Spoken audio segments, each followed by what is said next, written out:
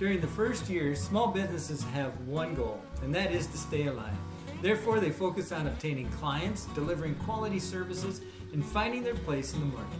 Managers need not only to be tech savvy, but also to keep improving soft skills to sell services successfully and win clients' attention and loyalty. Whether you're an entrepreneur or a person pursuing a career, here are 10 specific things that apply to sales that you can take and apply to your entrepreneurial pursuits, with number 10 maybe being the most important. Hello, I'm Linnetta. I'm Patrick. And together we are co-founders of Verticalconnections Inc. Thank you once again for joining us. If you're new to this channel, please be sure to subscribe. Everyone, click the like button, the bell icon, and share this message. Also, we greatly appreciate when you leave comments. We look forward to those in the future. Number 1 of our list of 10 is, first of all, know your lines and be prepared. You have to be ready for the opportunity. You have to know the ins and outs of what your services provide, whatever your industry is. You must know your objectives. You have to know your contracts. You have to be able to anticipate questions when you meet with future and present clients. When you're meeting with these potential clients to pitch your services, your business, or your company, you have to have a thorough understanding of it all.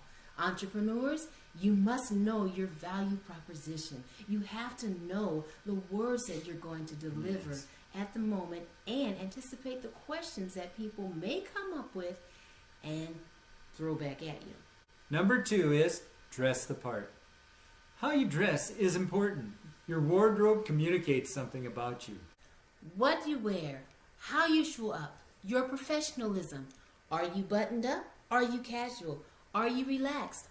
You have to pay attention to how you show up and how you present what you wear in business. A rule in business is to stay one step ahead, and that one step ahead means to stay one step ahead of the client's style. Now, a lot of times, even for first impressions, you want to show up in a jacket or something nice. Show up one step ahead. 3, act the part. Ooh. How we behave as a business professional is different than how we behave at a soccer game, as a soccer grandparent, a real estate agent, a spouse. Each aspect of your life requires different versions of yourself that either already exist or that we create. When you're showing up for business, you have to act the part of the person that they're looking to hire. As the person they're looking to work with, confidence is key. Confidence comes from being prepared. They want to hire success. They want to hire competence. You have to be prepared and you have to look the part. Take a look at the top professionals in your industry, and you can often model their success actions. Take note that we said actions, not outcomes. When you're modeling others who've done it before, you model their actions. Don't jump right to their outcomes. Too many people want to jump to the outcome, but it's the actions that lead to the outcome. For example, sticking your tongue out like Michael Jordan isn't going to make you a great basketball player. Let's be real. But if you go ahead and take his work ethic, you will become a better basketball player. Number 4, show up to be remembered favorably. Remember, you're going to be remembered based on how you show up. You're going to be remembered based on how you present. Even if you're not showing up to be recorded or filmed, they're taking a mental note. Make sure you show up prepared. Take that extra time to get ready. Take that extra time to run your numbers, to know the contracts, and to know your scripts. Sit in your car for a few extra minutes before you get out and get into that meeting to make sure that you're going to be present and that you're going to be ready because you are showing up to be remembered favorably. 5, you can't do it alone. You can't do it alone. We feel a sense of responsibility to do our best for not only ourselves, but also the people who made it possible for us to be where we are today. In real estate or in business, you're typically working as a team. You're not working in isolation. Even if you have vendors or if you're working with other parties, your supply chains, the other real estate agents. There are agents that work with me to support me. I support them and we work collectively together. There are escrow officers, title officers, transaction coordinators, and we've got the chief of staff. All these different people make what we do possible. They make it easier to do, and finding the right support and the right team can make a difference. A smoother home selling process. Yes, your home getting the exposure it deserves. The evaluation is accurate. Your marketing improved. Negotiations succeed. Legal matters are handled professionally. Yes, call me, expert realtor, Linnetta Anderson, agent with Berkshire Hathaway Home Services Ambassador Real Estate. Yes, you do deserve to experience how to prosper through the entire process of selling your home. I look forward to hearing from you. 402-965-1221. Number 6, know your character and who you are. Know what the strongest character traits that you can amplify for that matter, right, that you demonstrate and that you can bring to the forefront of your business. Remember, you must be able to resonate with your clients. What are the marketable adjectives that best describe you and that you can then lean on to? Know and understand your best form of communication.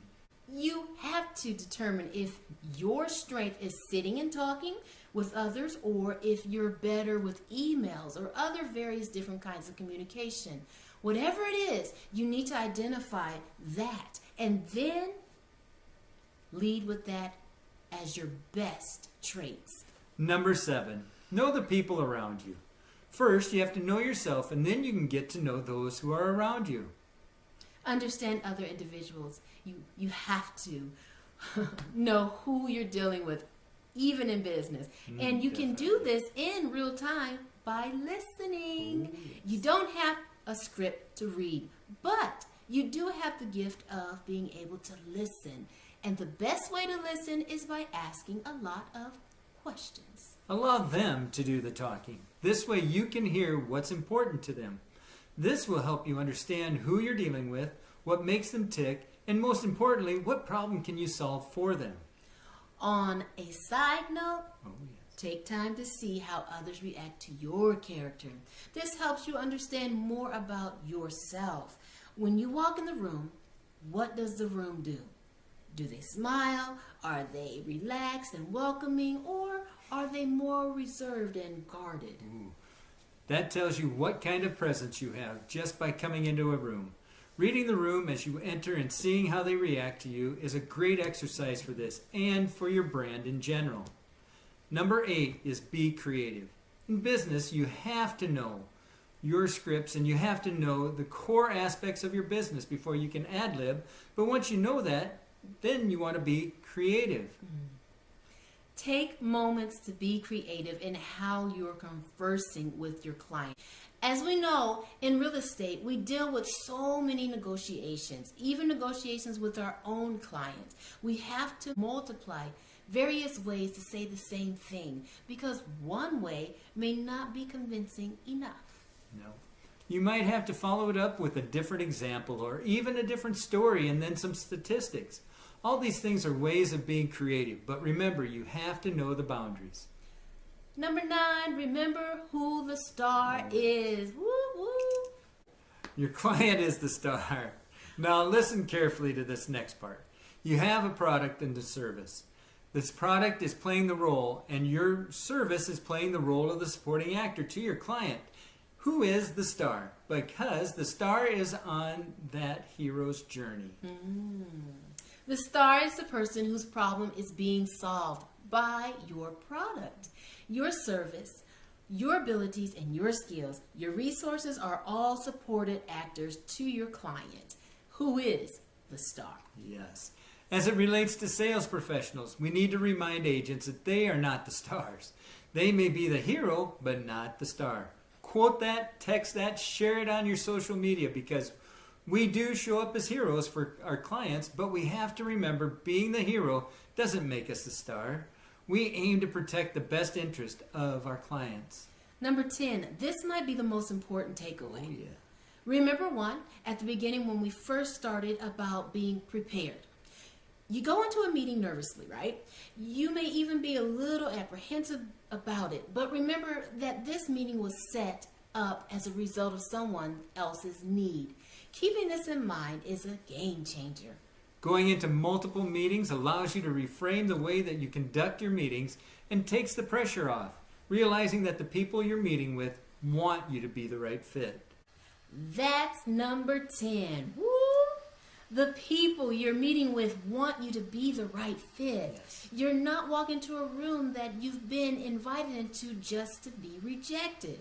So often as sales professionals in real estate, we go into the listing presentation or buyer consultation and we're nervous. We're so nervous and hesitant because we're presenting our services and we think we're presenting them in a hostile environment. But if they've invited you into their home, their goal is to find someone that can solve the problem that they have, and that's selling their property, moving on in life, or moving on to their next chapter. They want you to be the right fit. When the client invites you in, know that they want you to be the right person. They have a problem that needs to be solved or a role that needs to be filled, and they want you to do it efficiently, so they choose the right person to fill it. This removes so much doubt and pressure on the sales professional. We're consistently presenting, constantly pitching, or auditioning for our next opportunity in business. Even when they seem resistant as you walk into the room and their arms are crossed and seem a bit resistant, the truth of the matter is, this is often in their performance of discernment. You know, I was told that if you go into somewhere and that person does have that kind of body language going on, that right. you are to actually mimic that so they can actually understand what's going on and what they're actually putting forward. Interesting. Yes, I thought that was very interesting. They can't make it too easy for you. They have to do a little bit of putting up of some resistance. So you have to work for this. But remember, you have been invited in, and they are looking for that right person to solve their problem and meet their need. So let's do a quick recap. Number 1, know your lines and be ready. Number 2, Dress the part. Number 3, Act the part.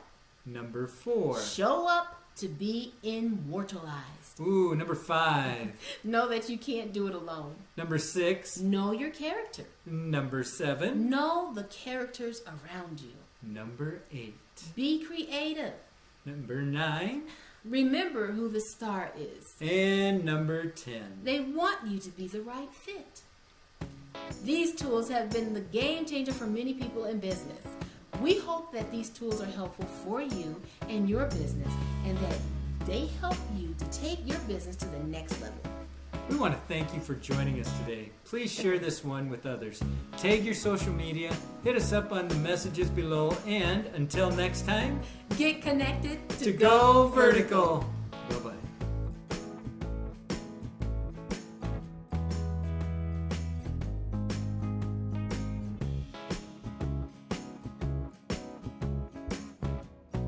Too often, the inspiration to write a book comes with rose-colored glasses as you envision your book in the hands of readers or being listened to as they traverse through their day.